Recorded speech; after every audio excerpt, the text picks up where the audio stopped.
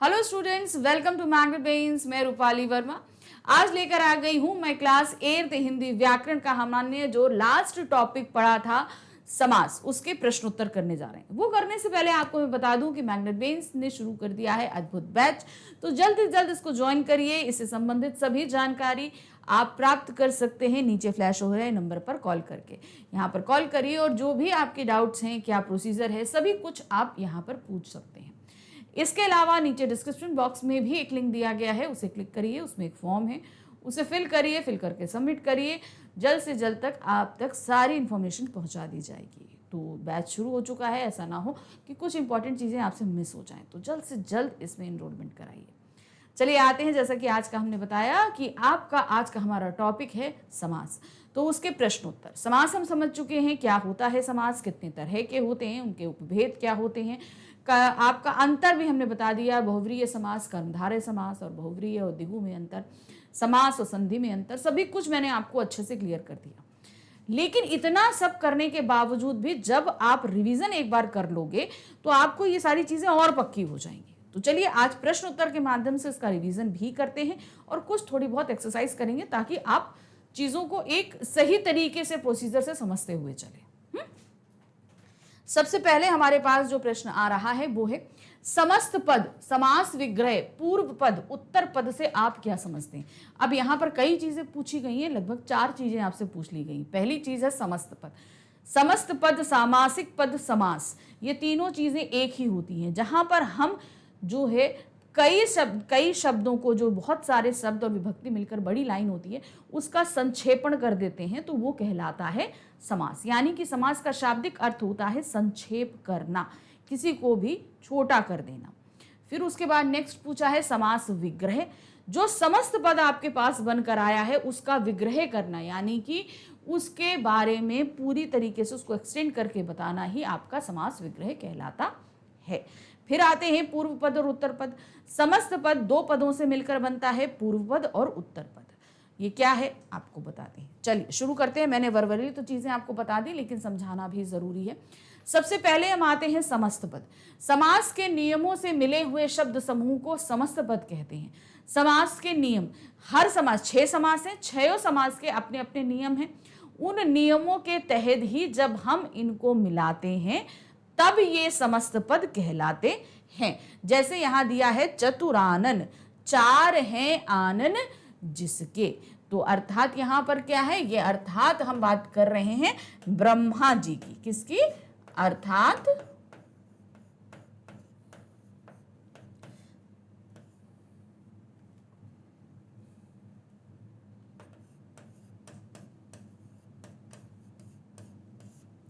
ठीक है, क्या है ये? अर्थात ब्रह्मा। तो यहां पर क्या है, हर एक समास का अपना कुछ नियम होता है, उस नियम के तहत ही हम समस्त पद बनाते हैं। जैसे कि हम यहाँ पर हमने बता दिया, ये आपका क्या है, ये आपका एग्जाम्पल है बहुव्रीहि समास का। ठीक है, ये बहुव्रीहि समास का आपका एग्जाम्पल है। अब इसमें क्या है, इसका क्या है, जब भी हम इसका बनाएंगे यानी कि समस्त पद बनाएंगे, तो ये ध्यान रखना है कि इसमें इस विभक्ति का लोप कर देंगे, जो एक्स्ट्रा जोड़ी गई है, जो तीसरा पद बन रहा है उससे जोड़कर जो हम समस्त पद बना रहे हैं वही आपके इसके अंतर्गत आएगा। तो हर समास का अपना नियम होता है। जैसे कि हम बोलते हैं, क्या हमने बोला, देश के लिए भक्ति। क्या बोला? देश के लिए भक्ति। अब जब इसका हम समस्त पद बनाएंगे, अब हमें क्या बनाना है, इसका समस्त पद। देखिए, समस्त पद, समास, सामासिक पद, ये तीनों चीजें एक ही होती हैं, ये ध्यान रखना। ये तीनों चीजें एक होती हैं। ऐसा नहीं हो आपसे पूछा गया सामासिक पद क्या होता है तो आप कंफ्यूज हो जाओ। आपको समस्त पद पता है और आपसे पूछ लिया गया सामासिक पद, तो कंफ्यूज हो नहीं। इसको आप समस्त पद भी बोलेंगे, समास भी बोलेंगे और जो है सामासिक पद भी बोलेंगे, कोई कंफ्यूजन नहीं। अब जैसे हमने बताया कि देश के लिए भक्ति, अब इसका नियम क्या है, ये हम जब इसको इस नियम के तहत बनाते हैं तो ये आपका क्या है, तत्पुरुष समास है। तत्पुरुष समास का अपना नियम है कि बीच में से ये विभक्ति हटा दी जाती है, ठीक है। ये विभक्ति हटा देने के बाद इन दोनों को ज्वाइन कर दिया जाता है आपस में, तो ये क्या बन जाता है, देशभक्ति। क्या बनता है, देशभक्ति। क्लियर। तो यहां पर ये कौन से समास का भेद था, अब ये बताइए। के लिए कौन सी विभक्ति है, बताइए। कर्ता ने कर्म को कर्ण से संप्रदान के लिए, तो ये कौन सा है। देखिए आप जब भी देखते होंगे मैं पूरा टेबल पढ़ती हूँ, क्यों, क्योंकि मुझे बचपन से ही ये टेबल लर्न है, तो मैं बीच से उठाने की बजाय स्टार्टिंग से पढ़ना शुरू कर देती हूँ। क्यों, क्योंकि मेरे जबान में ये चीज ऐसे ही चढ़ी हुई है, इसीलिए मैं बोल रही हूँ आप लोग भी उस टेबल को लर्न करिए। तो ये कौन सा समास आ रहा है आपका, संप्रदान तत्पुरुष समास, तत्पुरुष समास, ठीक है। ये कौन सा आया, संप्रदान तत्पुरुष समास। तो यहां पर जुड़कर क्या बना, देशभक्ति। तो यहां पर हर समास का अपना एक नियम है। कोई भी समास ले लीजिए, अब द्विगु समास आता है, तो द्विगु समास में हम सारी विभक्तियों को हटाकर सिर्फ संख्यावाची पद ले लेते हैं, और जिसकी संख्या बताई जा रही है हम सिर्फ उसको ले लेते हैं। जैसे कि हम यहाँ पर बताएंगे जैसे 9 रत्नों का समूह। अब यहाँ पर 9 रत्न रखें, तुमने क्या बोला, 9 रत्नों का समूह, तो वहां पर हम 9 और रत्न रखेंगे, का समूह हम हटा देंगे, और उसका जब समासपद बनाएंगे तो क्या हो जाएगा, नवरत्न। तो हर समास का अपना कुछ नियम होता है, और उन नियमों के तहत ही आपका क्या बनता है, समास बनता है। तो पहला तो आपका ये क्लियर हो गया, समस्त पद। अब दूसरा आ जाते हैं पूर्व पद और उत्तर पद। कोई भी समास जो है, कोई भी समास है, वो हमेशा उनमें 2 पद महत्व रखते हैं। कौन कौन सा पद रह सकता है, पूर्व पद और उत्तर पद। कौन सा लगता है, उत्तर पद। ये 2 पद होते हैं, इसको हम पूर्व पद को पहला पद बोलते हैं, उत्तर पद को हम दूसरा पद बोलते हैं। कोई भी समास होगा उसमें ये 2 पद तो होने जरूरी है। अब हम यहां पर पहला एक ले लेते हैं। हमने समास ले लिया, जैसे अभी हम देशभक्ति के लिए बता रहे थे, ठीक है, देशभक्ति। तो इसमें भी आपके 2 पद हैं। अब वो 2 पद आपके कौन से हैं, यहां पर है, पहला पद आपका है देश, जिसको हम पूर्व पद कहेंगे, और दूसरा है भक्ति। तो यहां पर इन दोनों के मेल से ही क्या बन रहा है, समस्त पद। क्या बन रहा है, इन दोनों के मेल से समस्त पद बनता है देशभक्ति। अगर ये दोनों ही पद नहीं होंगे तो समस्त पद नहीं बनेगा, बहुत जरूर। और ये दोनों पद इसलिए बताए जाते हैं क्योंकि किसी समास में क्या होता है, ये दोनों पद प्रधान होते हैं। जैसे द्वंद्व समास है, इसमें दोनों ही पद प्रधान होते हैं, कोई ज्यादा या कम नहीं होता। उसी तरीके से आ जाइए कर्मधारय समास में। कर्मधारय समास में उत्तर पद महत्वपूर्ण होता है। क्यों, क्योंकि उसमें जो उत्तर पद है वो विशेष है, और उसकी विशेषता जो है पूर्व पद में बताई जाती है ना। तो यहाँ पर इन पदों की जानकारी होना इसलिए जरूरी है क्योंकि इन्हीं के जरिए हम समास के सही रूप को समझ पाते हैं। अगर हम इनके रूप को नहीं समझेंगे तो दिक्कत हो जाएगी। जैसे यहाँ पर आप देख रहे हो यथाशक्ति, शक्ति के अनुसार, तो यहाँ पर भी 2 पद हैं, एक है यथा और दूसरा है शक्ति। इन दोनों से ही क्या बना, यथा शक्ति के अनुसार। तो ये बहुत, जैसे अव्ययभाव समास है, अव्ययभाव समास में क्या होता है, पूर्व पद जो है वो महत्वपूर्ण होता है, उत्तर पद जो है वो कम महत्वपूर्ण होता है। तो यहाँ पर पूर्व पद और उत्तर पद के हिसाब से ही समास के जो है हम समास करते हैं और समास विग्रह भी करते हैं, इसलिए इसका पता होना आपको जरूरी है। तो पूर्व पद उत्तर पद हो गया। नेक्स्ट आते हैं, नेक्स्ट हमारे पास में जो आ रहा है वो है समास विग्रह। अब हमारे पास समास है, मान लीजिए, अब ये आएगा जरूरी, ऐसे क्वेश्चंस आते जरूर हैं। मान ये तो चलिए हम छोड़ देते हैं अलग, हम कुछ और ले लेते हैं। जैसे हम यहाँ पर एक समास ले लेते हैं, कौन सा है, पंचवटी। ठीक है, पंचवटी। अब आपसे बोला गया इस समास का विग्रह करिए, तो समास विग्रह का मतलब होता है इनका विग्रह करना, इनको अलग अलग करना।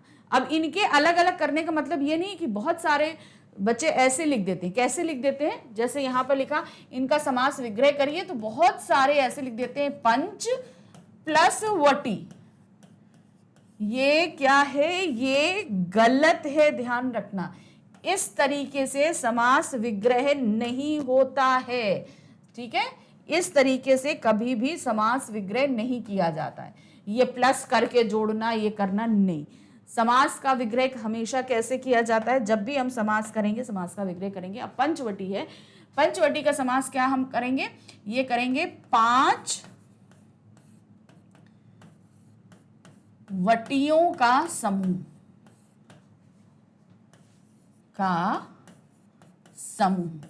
अब ये समास विग्रह जो है ना, समास के नियमों के तहत होता है।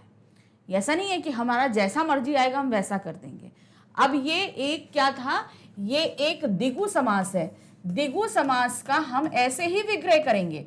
अब आ जाते हैं, अगर हम बहुव्रीहि समास में, क्या आ जाएंगे, बहुव्रीहि समास में, उसमें भी देखिए अब हम जो समास लेने जा रहे हैं उसका पहला पद संख्यावाची ले रही हूं। अब बहुव्रीहि समास में हम लेते हैं त्रिनेत्र, ठीक है। क्या लिया हमने, त्रिनेत्र। अब त्रिनेत्र में भी आप देख रहे हो कि पहला पद संख्यावाची है, इसका विग्रह करने का तरीका अलग हो जाएगा। यहां पर हमने बताया ना समास विग्रह, समस्त पदों को अलग करने की विधि। अब वही सेम वही चीज, यहां पहला पद संख्यावाची, यहां पहला पद संख्यावाची, लेकिन जब ये त्रिनेत्र जो है ये किस में आ रहा है, बहुव्रीहि समास में आ रहा है। बहुव्रीहि समास की विग्रह करने की जो विधि है वो अलग होती है। कैसे होती है बहुव्रीहि समास में, हम जब इसका जो हम अलग करेंगे तो इसमें क्या लिखेंगे, 3 नेत्र हैं जिसके, 3 नेत्र हैं जिसके अर्थात शिव, ठीक है। अब देखिए सेम, पहला पद संख्यावाची इसका भी है, पहला पद संख्यावाची इसका भी है। यहां आइए, यहां आइए, दोनों ही जो हैं आपके क्या हैं, संख्यावाची हैं। लेकिन चूंकि ये अलग समास में है, द्विगु समास में, और ये बहुव्रीहि समास में है, इसलिए इन लोगों दोनों को विग्रह करने की जो नियम है वो अलग अलग हैं। इसके लिए अब विग्रह करने के नियम क्या होते हैं, इसके लिए आपके सारे समास की जानकारी होना जरूरी है। तो मैंने जब भी आपको समास पढ़ाए थे, हर एक उसका समास करने की विधि अलग अलग है। अब जैसे हम यहाँ पर लिखे माता पिता, तो उसको विग्रह कैसे करेंगे, माता और पिता। उसी जगह हम लिख देंगे लाभ हानि, तो लिखेंगे लाभ या हानि। तो वो उसका नियम सबके अलग अलग हुए ना, तो वो आपको ध्यान रखना है। इसी तरीके से यहाँ पे आया, यहाँ पर क्या है, यथा विधि। तो अब यथा विधि, जब इस समस्त पद का हम विग्रह कर रहे हैं तो हमने क्या लिखा, विधि के अनुसार। उसी तरह सुखप्रद, सुख को प्रदान करने वाला। उसे तुलसी कृत, तुलसी द्वारा कृत। तो यहाँ पर जितने भी समास हैं उन समासों को विग्रह करने की विधि अलग अलग होती है, इसलिए वहां पर समास अलग अलग तरीके से किया जाता है। तो आपने जान लिया यहां पर क्या चीजें जानी, समस्त पद, पूर्व पद, उत्तर पद, समास विग्रह। नेक्स्ट आते हैं प्रश्न संख्या 2। समास कितने प्रकार के होते हैं, समास के कितने भेद होते हैं, कितने प्रकार के होते हैं, समास 6 प्रकार के होते हैं। कितने होते हैं, 6 प्रकार के आपके समास होते हैं। देखिए, अव्ययभाव समास, तत्पुरुष समास, कर्मधारय समास, द्विगु समास, द्वंद्व समास, बहुव्रीहि समास। इसमें सिर्फ एक तत्पुरुष समास है जिसके 6 भेद होते हैं, ठीक है, बाकी सबके नहीं है। तत्पुरुष समास के 6 भेद होते हैं जो कि कारक के हिसाब से होते हैं। किसके हिसाब से होते हैं, कारक,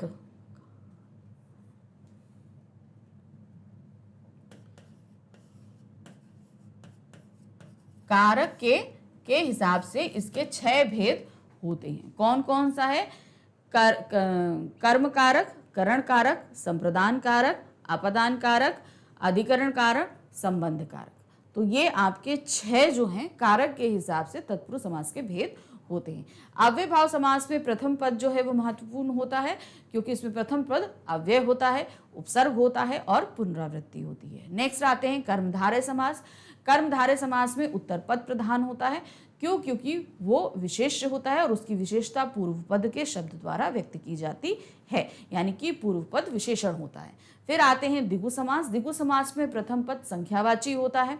द्वंद्व समास, द्वंद्व समास में दोनों ही पद प्रधान होते हैं, लेकिन ये दोनों ही पद विपरीतार्थक होते हैं। और इसमें जो है और शब्द का लोप हो जाता है। जब हम इसका समस्त पद बनाते हैं तो और शब्द जो है उसका लोप कर दिया जाता है। फिर आते हैं बहुव्रीहि समास। बहुव्रीहि समास में दोनों ही पद गौड़ होते हैं।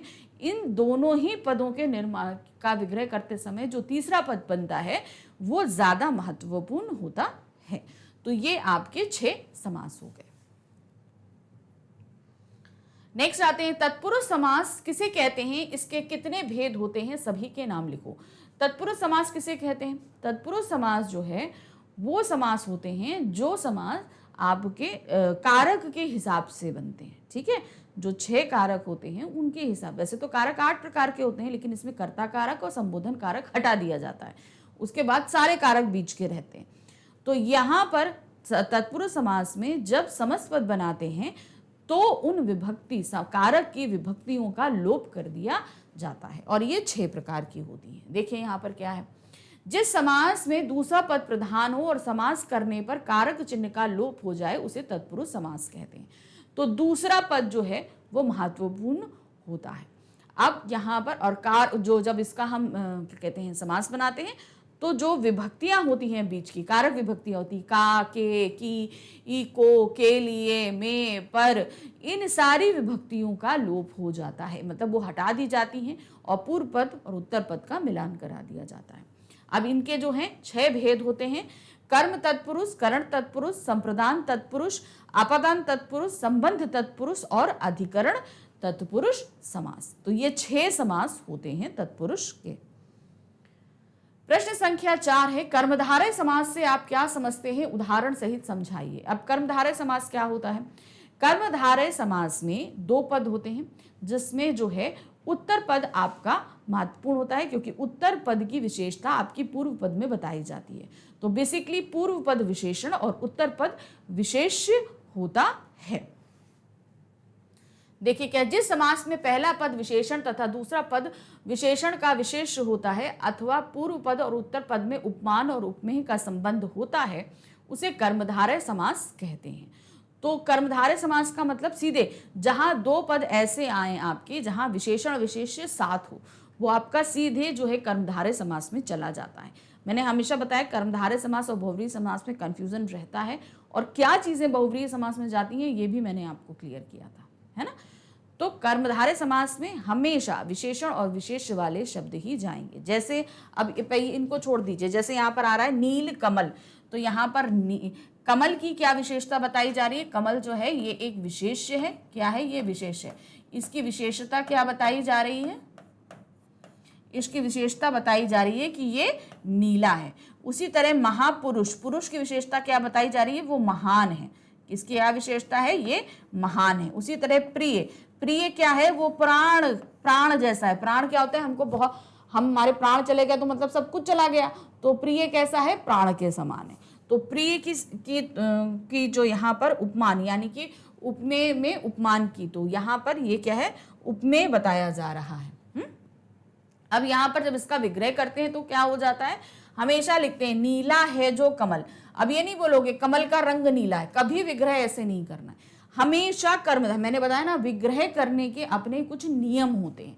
हर समास को अलग अलग तरीके से विग्रह किया जाएगा। ये नहीं कि हमारा मर्जी जैसे आए हम वैसे विग्रह करते, ये काम आपको नहीं करना है। कि यहाँ पर जब भी हम कर्मधारय का समास का करेंगे ये है शब्द हमेशा जो है वो विशेषण के बाद आएगा। यहाँ पर देखिए नीला है जो कमल, उसी तरह महान आपका विशेषण है, महान है जो प्रिय, फिर प्राण जो है वो आपका विशेषण, उसके बाद हम लगाएंगे प्राण के समान प्रिय। यहाँ पर जो है उपमेय, यहाँ पर दूसरा ये जो लास्ट वाला आप देख रहे हो उसमें क्या बताया? पूर्व पद उत्तर पद में उपमान और उपमेय का संबंध रहता है। उपमेय यानी कि जिसकी तुलना की जा रही है और जिससे की जा रही है वो उपमान होता है। तो यहाँ पर उपमेय कौन है? प्रिय, उसकी तुलना किससे की जा रही है? प्राण से की जा रही है। तो यहाँ पर उपमेय उपमान का, जबकि यहाँ पर विशेषण विशेष का है और यहाँ पर उपमेय और उपमान का जो है वो तुलना की गई है। तो समझ में आया आपको क्या चीजें हमने यहाँ पर बताई हैं कि कर्मधारय समास में हमेशा पूर्व पद विशेषण या उपमान रहेगा और उत्तर पद विशेष या उपमेय रहेगा। तो ये कहलाता है आपका कर्मधारय समास। और विग्रह का जो नियम है वो ध्यान रखना है, हमेशा जो भी उपमान होगा या विशेषण होगा उसी के बाद है और के समान शब्द लगेगा। जहां उपमेय उपमान का होगा, जब उसका विग्रह करेंगे तो के समान शब्द लगाया जाता है। नेक्स्ट आते हैं अव्यय भाव समास की परिभाषा देते हुए इसके 4 उदाहरण लिखिए। अव्यय भाव समास में पूर्व पद जो है वो प्रधान होता है, यानी पहला पद। क्यों? क्योंकि वो अव्यय होता है, उपसर्ग होता है और दोनों मिलकर, मतलब यहाँ पर और उप में क्या कहते हैं, पूर्व पद और उत्तर पद मिलकर जो है एक नए शब्द को बनाते भी हैं, यानी कि जहां पर पुनरावृत्ति होती है। अब देखिए क्या है अव्यय भाव समास। जिस समास में पहला पद प्रधान हो और समस्त पद अव्यय हो उसे अव्यय भाव समास कहते हैं। अब ध्यान दीजिएगा, यहां पर उन्होंने पहला पद याद रखना है, पहला पद आपका जो है वो अव्यय होना चाहिए, ये ठीक है, ये आप देख लीजिए, यहां इसको छोड़ दीजिए, ये नहीं। अब आप यहां पर देख रहे हो यथा, भर और प्रति। अव्यय क्या शब्द होते हैं? मैंने आपको पढ़ाया हुआ है। अव्यय वे शब्द होते हैं जिनमें लिंग, वचन, काल, कारक, वाच्य इन किसी के अकॉर्डिंग, किसी के भी हिसाब से उनमें कोई बदलाव नहीं होता, तो वो आपका क्या कहलाते हैं? अव्यय कहलाते हैं। अब यहाँ पे जो अव्यय आपके आ रहे हैं, जो यथा, विधि, भर, पेट, प्रतिक्षण आ रहे हैं, ये सभी जो हैं वो पूर्व पद में आएंगे। तो जो अव्यय भाव आपका समास होता है, ध्यान रखना है, जो आपका अव्यय भाव समास होता है उसमें 3 चीजें होती हैं।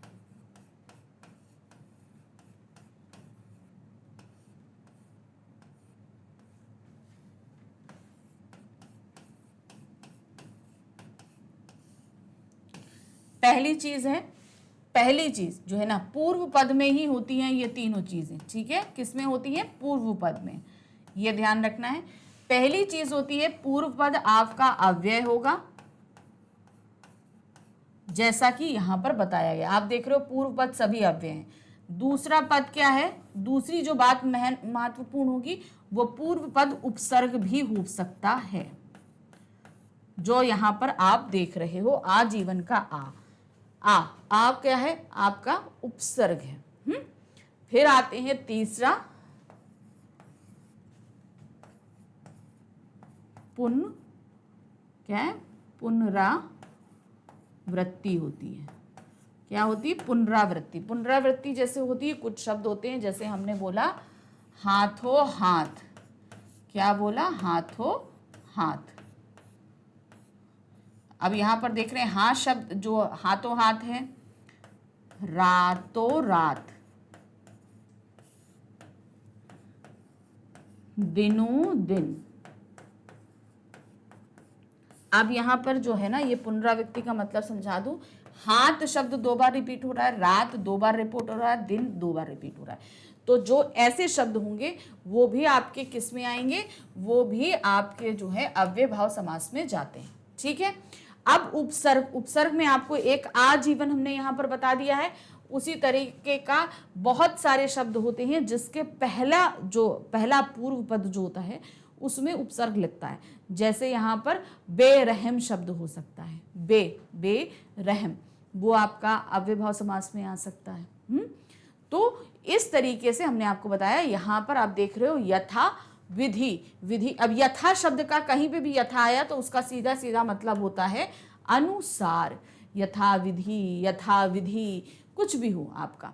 फिर है भर पेट का आपका यहाँ पर जो रहेगा वो है भर पेट। फिर प्रतिक्षण, क्षण, आजीवन, जीवन भर। तो इस तरीके से इन सभी के भेद रहेंगे। चलिए नेक्स्ट आते हैं द्विगु समास से आप क्या समझते हैं? इस समास के 5 उदाहरण दीजिए। द्विगु समास में क्या होता है? द्विगु समास में पूर्व पद संख्यावाची होता है, यानी कि जिसका पहला पद जो है जिसमें किसी ना किसी तरह की संख्या बताई गई हो, वो आपका द्विगु समास कहलाता है। देखिए क्या है, जिस समास में पहला पद संख्यावाची हो वह द्विगु समास कहता है। मैंने अभी आपको समास जब समझाया, तो मैंने जब समस्त पद और उत्तर पद, पूर्व पद बताया, तो वहां पर 2 चीजें आपको बताई, पूर्व पद और उत्तर पद, ये 2 चीजें मैंने आपको बताई। अब इसमें जो है ये जो पूर्व पद और उत्तर पद है, पूर्व पद हमेशा क्या रहेगा? वो संख्यावाची रहेगा। संख्यावाची, जिसमें आप क्या क्या आ सकता है, पंच आ सकता है, नव आ सकता है, त्रि आ सकता है, शत आ सकता है, ठीक है, और आपका सत आ सकता है, सप्ताह होता है। तो इस तरीके से आप यहां पर देख रहे हैं त्रि, पंच, नव, त्रि, नव, यहां पर देख रहे हो। तो यहां पर पूर्व पद में हमेशा आपकी कोई ना कोई संख्या रहेगी, और ये संख्या किसकी बताई जा रही होगी, जो शब्द उत्तर पद में होंगे। अब उत्तर पद में आपके क्या यहाँ पर शब्द हैं, देखिए भुवन, भुवन में कितनी है, वो आपके 3 है, यानी कि 3 भवनों का समूह। फिर आते हैं पंचवटी, वटी की कितनी गिनती है, 5, यानी कि 5 वटियां हैं, 5 वटों का समूह। नेक्स्ट आते हैं निधि, निधियां कितनी है, 9 है, यानी कि क्या हुआ, 9 निधियों का समूह। फिर आते हैं त्रिरत्न, रत्न कितने हैं, त्रि यानी अर्थात 3 रत्नों का समूह। फिर है नवग्रह, ग्रह कितने हैं, 9, यानी कि 9 ग्रहों का समूह। अब आपने जो ध्यान दिया, हमेशा जब भी द्विगु समास में हम विग्रह करेंगे उसमें 3 भवनों का समूह, यानी कि ये जो देख रहे हैं ना, का समूह, का समूह, का समूह, का समूह, ये जरूर आएगा। अब यहाँ पर ये जितनी चीजें थी आपने देखा, ये सारी चीजें समूह में आ सकती, लेकिन कुछ चीजें ऐसी होती हैं जिन्हें हम समूह में नहीं लिख सकते। सपोज कौन सा शब्द आएगा जिनको हम समूह में नहीं लिख सकते, वो है आपका चौराहा। कौन सा शब्द है, चौराहा, चौराहा। अब चौराहा में हम समूह क्यों नहीं लगते, हम ये नहीं बोलेंगे चौराहा क्या होता है, 4 राहों का समूह हम नहीं बोलते, वहां पर 4 राहें आकर मिलती हैं, इसलिए उसे हम चौराहा बोलते हैं। तो इसका जब हम विग्रह करेंगे तो हम इसका विग्रह किस तरीके से करेंगे, इसका विग्रह लिखा जाएगा 4 राहों का समाहार, 4 राहों का समाहार, ये इस तरीके से लिखा जाएगा। समझ गए ना। तो ये ध्यान रखना है कि जब इसका विग्रह होगा तो आपके सामने क्या है, जो चीजें हम समूह में इकट्ठा कर सकते हैं वो हो सकती हैं, लेकिन कुछ चीजें कहीं पर आकर मिलती हैं तो उस जगह हम समाहार बोलते हैं, जिनको हम इकट्ठा नहीं कर सकते हैं। चलिए, द्विगु समास हो गया। नेक्स्ट आते हैं द्वंद्व समास में किनका लोप हो जाता है, समस्त पद बनाकर उदाहरण दीजिए। द्वंद्व समास में क्या रहता है, जो दोनों ही पद हैं वो समान रूप से महत्वपूर्ण होते हैं, यानी कि दोनों ही प्रधान होते हैं, और जो है हमेशा जो आपको ध्यान रखना है, ये दोनों पद जो हैं वो हमेशा विपरीतार्थक होंगे, कभी एक दूसरे को सपोर्ट करते हुए नहीं दिखाई देंगे। जैसे माता पिता, आमने सामने, भूख प्यास, आना जाना, ये जितने भी शब्द आप देख रहे हो क्या है, ये सब विपरीतार्थक होते हैं, और इनके बीच से और या जैसे शब्दों का लोप हो जाता है। ये जो अव्यय होते हैं और ये या, इनका लोप कर दिया जाता है, ये गायब हो जाते हैं। अब इनको देखिए कैसे है। जिस समास में दोनों पद प्रधान हो तथा समास करते वक्त और का लोप हो जाए उसे द्वंद्व समास कहते हैं। अब ये आपके साथ विग्रह है, और जब इसका हम समस्त पद बनाएंगे तो इसमें और का लोप हो जाएगा। देखिए यहाँ पर कैसे आ रहा है, यहाँ पर आ रहा है नर और नारी, लाभ और हानि, अमीर और गरीब, भूख और प्यास। तो अब आप यहाँ पर क्या देख रहे हो, तो जब हमने उसका समस्त पद बनाया तो इसका लोप कर दिया और बीच में योजक चिन्ह को लगा दिया। तो लोप किसका हुआ, यानी कि ये और जो शब्द है इसको हमने हटा दिया, इसका हमारे लिए कोई मतलब नहीं रहा, गायब कर दिया हमने। तो यहां पर द्वंद्व समास में और का लोप हो जाता है। प्रश्न संख्या 8 है, समास से आप क्या समझते हैं।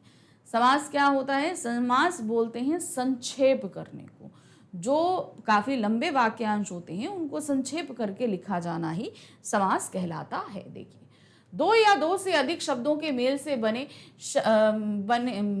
से नए शब्द बनने की क्रिया को समास कहते हैं। इस विधि से बने शब्दों को समस्त पद कहते हैं। जब इन समस्त पदों को अलग अलग किया जाए तो उसे समास विग्रह कहते हैं।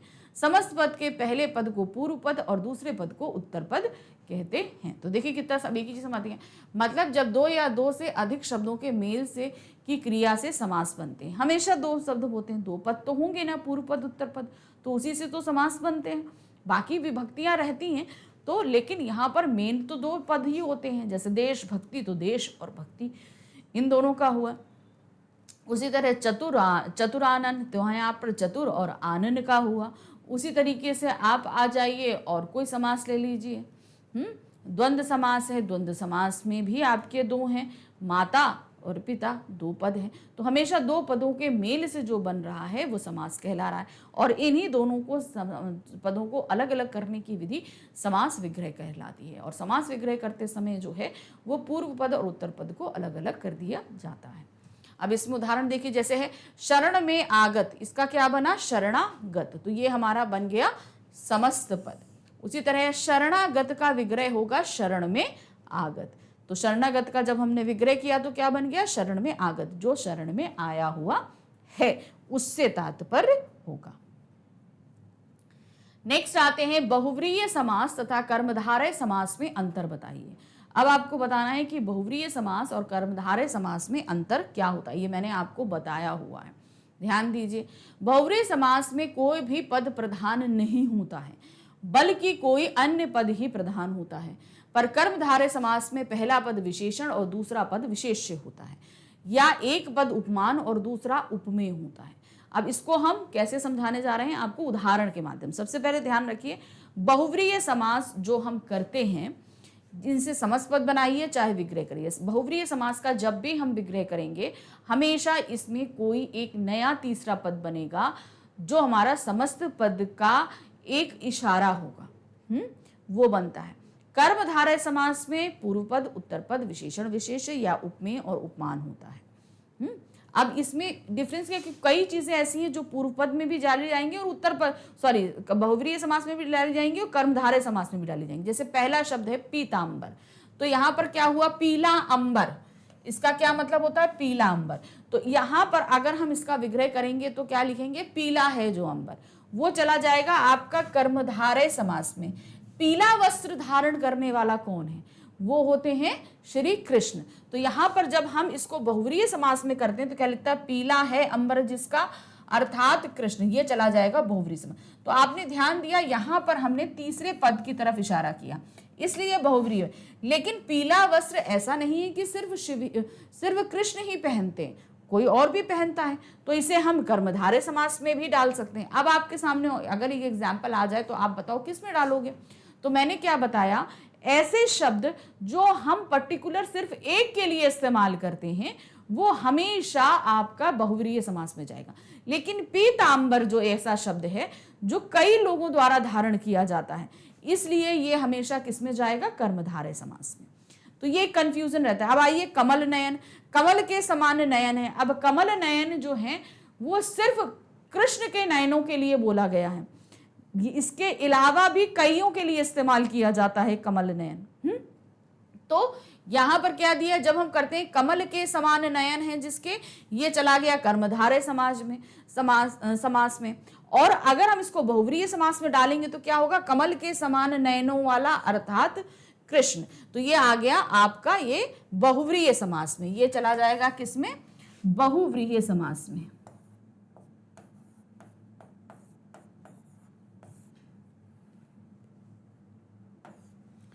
ठीक है, समझ में आया? क्योंकि जब इसका हम विग्रह कर रहे हैं तो हम क्या देख रहे हैं? कमल के समान नयनों वाला अर्थात कृष्ण, तो वो किसमें गया? बहुव्रीहि समास में। तो ये अंतर होता है। अब सबसे बड़ा ये तो होता है कि ठीक है हम अंतर समझ गए, लेकिन अगर हमारे पास क्वेश्चन इससे संबंधित आएगा तो हम कैसे करेंगे? तो क्वेश्चन करने का तरीका सिंपल एक तरीका है। अगर आपके साथ सामने ये एमसीक्यूज में आएगा तो ये जान लीजिए कि कर्मधारय और बहुव्रीहि दोनों में से एक एग्जाम्पल आएगा। और अगर नहीं आता है, मान लो सपोज दोनों ही एग्जाम्पल दे दिए, तो उस कंडीशन में आपको ये देखना है कि आपके सामने रखा क्या गया है।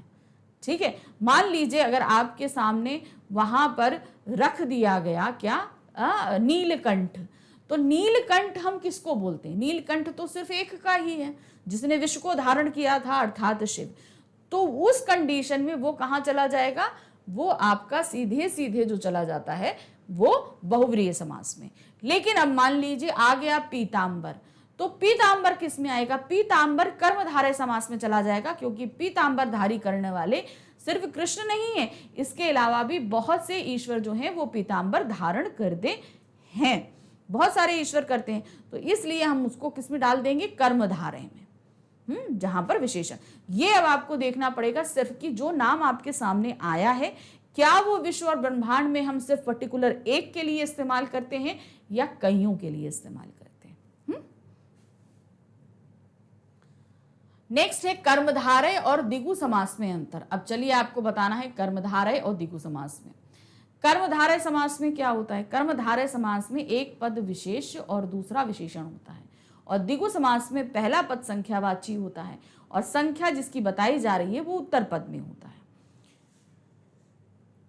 कर्मधारय में पहला पद विशेषण और दूसरा विशेष या एक पद उपमान और दूसरा उपमेय होता है, पर द्विगु समास में पहला पद संख्यावाची होता है। अब कैसे होता है, देखिए यहां पर आपको दिया जा रहा है महात्मा। अब महात्मा की यहां पर आत्मा की क्या विशेषता है कि वो महान है, इसलिए वो किस में चला गया, कर्मधारय समास में। क्यों, क्योंकि यहां पर पूर्व पद जो है वो विशेष्य है, क्या है वो, विशेष्य है, जबकि उत्तर पद आपका क्या आ रहा है, विशेषण आ रहा है। क्या आ रहा है, विशेषण आ रहा है। ठीक है, अब उसी तरह आ जाइए नील गगन। गगन क्या है, उसकी विशेषता बताई जा रही है कि वो नीला है। त्रिवेणी, अब त्रिवेणी कितनी है, वो 3 है। तो अब यहां पर ये जो त्रि शब्द है ये आपका क्या आ रहा है, संख्यावाची है। क्या है ये, संख्यावाची। ठीक है, तो यहां पर ये चला जाएगा द्विगु समास में, उसे सप्ताह, पहला पद आपका सप्ताह अर्थात 7 आ रहा है, तो वो चला जाएगा द्विगु समास में। अब इसमें कई चीजें ऐसी होती हैं जो ये तो अभी आपसे पूछा गया कर्मधारय और द्विगु समास, तो मैंने आपको बता दिया। हाँ, इसको आप करते समय इसका जब विग्रह करते हो तो ध्यान देना है। जैसे हमने यहाँ पर कर्मधारय समास में लिखेंगे, जब इसका विग्रह करेंगे तो कर्मधारय समास में जैसे यहाँ पर आ रहा है महात्मा, तो इसका विग्रह करते समय क्या होगा, महान है जो आत्मा, महान है जो आत्मा। विग्रह पर ध्यान दीजिएगा, हर एक समय जो समास है उसका जो विग्रह है अलग अलग तरीके से। नील गगन, तो यहां पर जब इसका विग्रह करेंगे तो क्या है, नीला है जो कमल, क्या होगा, नीला है जो गगन। फिर नेक्स्ट आते हैं द्विगु समास का, जब हम विग्रह करते हैं तो यहां पर क्या आया, 3 वेणियां, त्रिवेणी, तो क्या लिखेंगे यहां पर, 3 वेणियों का समूह। क्या आएगा यहां पर, 3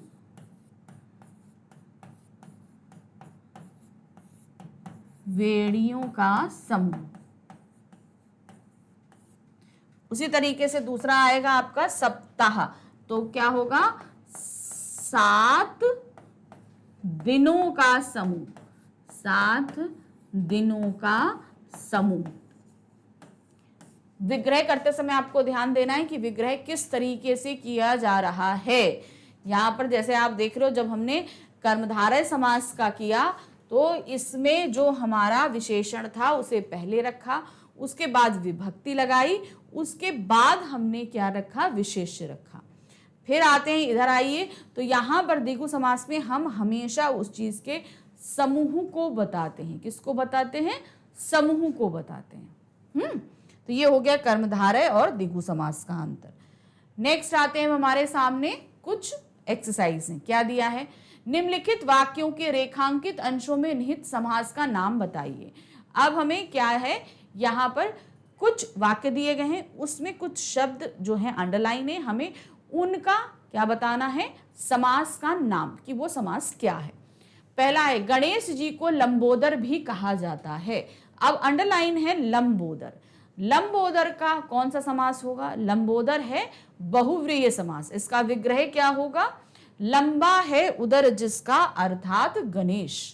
ठीक है, अब इसका विग्रह कैसा है, लंबा है उदर जिसका अर्थात गणेश। हमेशा याद रखो, जितनी एक्सरसाइज करोगे उतना परफेक्टली हर एक चीज को समझते और जानते जाओगे। नेक्स्ट आते हैं, जीवन में लाभ हानि सब ईश्वर के अधीन है। अब यहां पर अंडरलाइन वर्ड है लाभ हानि। कौन सा समास है, लाभ या हानि, विग्रह करो लाभ या हानि। तो यहां पर क्या हो गया, द्वंद्व समास। कौन सा समास है, द्वंद्व समास। नेक्स्ट आते हैं, मेरी आज्ञा अनुसार कार्य करो। अंडरलाइन क्या है, आज्ञा अनुसार, यानी क्या है, आज्ञा के अनुसार। विग्रह किया तो क्या निकला, के विभक्ति लगी। के विभक्ति कहां लगती है, तत्पुरुष समास में। कौन सा तत्पुरुष में लगती है, संबंध तत्पुरुष में। तो ये क्या निकला समास, संबंध तत्पुरुष समास हमारा निकलता है। क्योंकि इसके जब विग्रह कर रहे हैं तो विभक्ति हमारे सामने आ रही है, के आ रहा है, और के किस कारक का चिन्ह होता है, संबंध का। तो ये सीधे हो जाएगा संबंध तत्पुरुष समास। नेक्स्ट आते हैं, आपने मनोहर चित्र बनाया है। मनोहर, मनोहर का जब हम विग्रह कर रहे हैं तो क्या हो रहा है, मन को हरने वाला। क्या है, मन को हरने वाला। कौन सी विभक्ति आई, को कौन से कारक की है, वो है आपकी कर्म कारक की। कर्म तत्पुरुष समास। तो तत्पुरुष समास लिखा है, आप कर्म तत्पुरुष भी लिख सकते हैं। नेक्स्ट आता है, गांधी जी ने सत्याग्रह आंदोलन प्रारंभ किया। अब अंडरलाइन वर्ड है आपका सत्याग्रह। अब सत्याग्रह का हम अगर समास विग्रह करते हैं तो क्या बनता है, सत्य के लिए आग्रह। क्या बना, सत्य के लिए आग्रह। अब के लिए शब्द क्या बनता है, आप मुझे बताओ। के लिए कौन से कारक में आता है, कर्ता ने कर्म को करण से संप्रदान के लिए। तो कौन सा कारक आया यहां पर के लिए में, संप्रदान तत्पुरुष समास आया, सीधे सीधे आया। ठीक है, चलिए नेक्स्ट आते हैं, निम्नलिखित विग्रहों के समस्त पद बनाकर नाम लिखिए। अब इन सभी के हमें क्या बनाने हैं, समस्त पद बनाने हैं, और फिर उसके बाद वो कौन सा समास है ये भी बताना है। अब जैसे यहाँ आ जाइए, चार मुख हैं जिसके।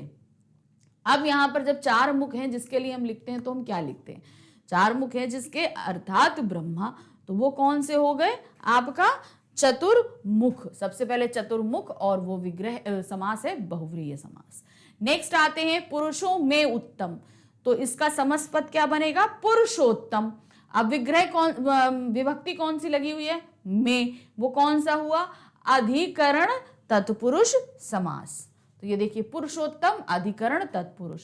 फिर है धन से रहित, किसी के पास से धन अलग हो गया है, धन से रहित, और विभक्ति से लगी है, तो धन रहित आपका हो जाएगा समस्त पद। और समास कौन सा बनेगा, से रहित है, तो आपादान तत्पुरुष समास आपका बनेगा। नेक्स्ट आते हैं, मन को हरने वाला। मन को हरने वाला मनोहारी। विभक्ति क्या लिखी है, को किस में लगती है, कर्म कारक में। तो कौन सी हो गई, कर्म तत्पुरुष समास। ये देखिए। नेक्स्ट आते हैं, स्वर्ग को गया। क्या है, स्वर्गागत। क्या है, स्वर्गागत। तो यहां पर आएगा, को विभक्ति लगी है तो क्या हुआ, कर्म तत्पुरुष समास, सीधे सीधे। बहुत आसान है, थोड़ा सा आपको प्रैक्टिस करनी होगी, फटाफट कर लेंगे। नेक्स्ट आते हैं, निम्नलिखित शब्दों का समास विग्रह कीजिए। अब इन सभी का आपको क्या करना है, समास विग्रह करना है, यानी कि इनको अलग अलग करना है। गगनचुंबी। गगनचुंबी क्या होता है, गगन को चूमने वाली। क्या है, गगनचुंबी, गगन को चूमने वाली। अब इसका अगर हम आपसे समास पूछ लें तो कौन सा होगा बताइए, गगन को चूमने वाली। तो यहां पर क्या आया, विभक्ति को आया। कौन सी विभक्ति है, को आया। तो सीधे सीधे को विभक्ति किस में होती है बताओ, कर्म तत्पुरुष समास में। वैसे ये पूछा नहीं गया है, लेकिन मैं तब भी आपको बता रही हूं। ठीक है, कर्म तत्पुरुष समास में, ताकि आपकी प्रैक्टिस हो। मेन हम यहाँ क्यों करा रहे हैं, क्योंकि आपकी प्रैक्टिस होनी चाहिए। नेक्स्ट है गंगा जल। अब इसका विग्रह करोगे तो क्या हुआ, गंगा जल का क्या होगा, गंगा का जल। गंगा जल, गंगा का जल। अब यहां पर विभक्ति आई का कौन सी विभक्ति कौन से समास में लगती है, तत्पुरुष में लगती है, हमें पता है। तत्पुरुष के भी 6 भेद हैं, उसमें कौन से लगेगी, का के की। कौन से कारक की विभक्ति है, संबंध तत्पुरुष समास। वेरी गुड, इसी तरह बताना है आप लोगों को, संबंध तत्पुरुष समास।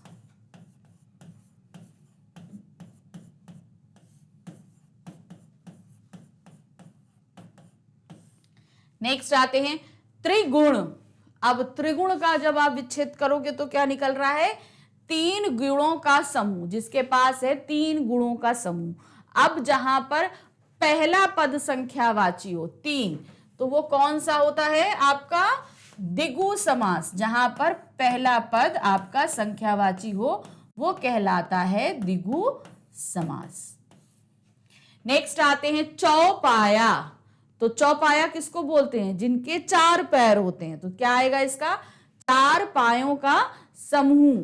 तो 4 पायों का समूह। अब देखिए चौपाया तो हम किसके लिए बोल सकते हैं? चौपाया मोस्टली 4 पैरों वाले जानवरों, जैसे घोड़ा है, गाय है, ये बकरी है, हाथी है, इनसे ये सभी चौपाए, क्योंकि इनके 4 पैर हैं। लेकिन इसके अलावा जो है 4 पैर, जैसे चारपाई हो गई, कुर्सी हो गई, इन सभी के भी 4 पाए होते हैं, है ना। तो जहां मोस्टली क्या हुआ? 4 पायों का समूह। पहला पद संख्यावाची, तो ये क्या कहलाया आपका? द्विगु समास।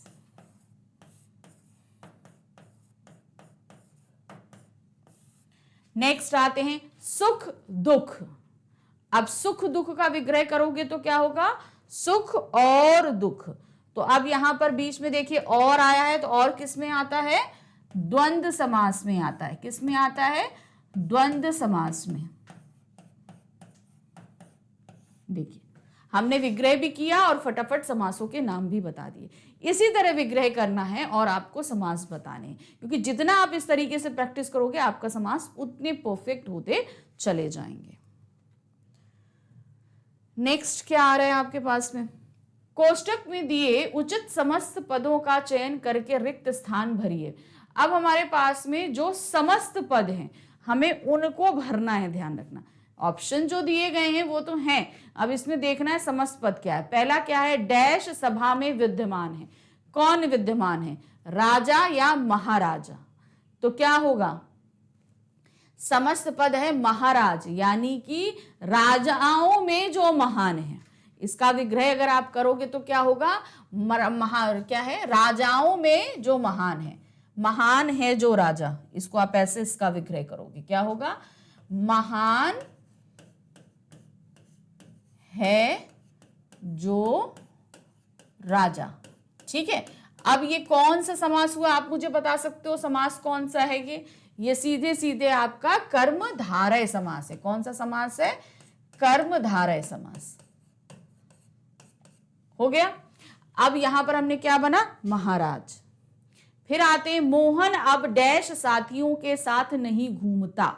अब इसमें दुष्ट को आप विग्रह कर सकते हो। दुष्ट किसी भी समास में आएगा? नहीं आएगा। तो ये दुष्ट नहीं जाएगा तो क्या आ जाएगा? पथ भ्रष्ट, यानी कि पथ से भ्रष्ट। क्या आ जाएगा? पथ से भ्रष्ट। ये कौन सा समास आया? से आया, तो ये आया अपदान तत्पुरुष समास। ठीक है, ये आपका अपदान है, ये आपका कर्मधारय है। तो यहां पर हम क्या लिखेंगे? पथ भ्रष्ट। फिर उसने अपना फर्ज डैश निभाया। अब क्या होगा? अच्छे से निभाया या बखूबी निभाया। अब अच्छे से का क्या विग्रह? हम समस्त पद है ये, क्या इसका हम विग्रह कर सकते हैं? नहीं कर सकते, इसलिए अच्छे से जो है ये समास नहीं है। समास क्या है? बखूबी। बखूबी का विग्रह करोगे क्या नाम? खूबियों के साथ। क्या है? जिसमें बखूबी, खूबी के साथ, खूबियों के साथ क्या हो जाएगा?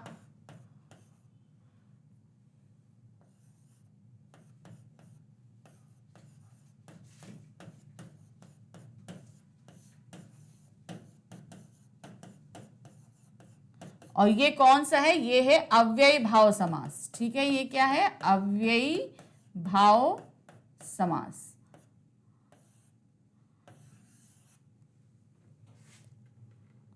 क्योंकि इसमें पहला पद जो है बा, वो क्या है? आपका उपसर्ग है। फिर आते हैं हमें अपने डैश का आदर करना चाहिए। किसका? अभिभावक का या माता पिता का? अभिभावक का ये समास नहीं है, इसको नहीं लिखेंगे। क्या लिखेंगे? माता और पिता। माता पिता ये आपका कौन सा है? द्वंद्व समास है। कौन सा है? द्वंद्व समास। माता और पिता आ रहा है तो यहां पर लिखेंगे डैश। नेक्स्ट है डैश पर यातायात अस्त व्यस्त है। कहां पर? चौराहे पर या सड़क पर।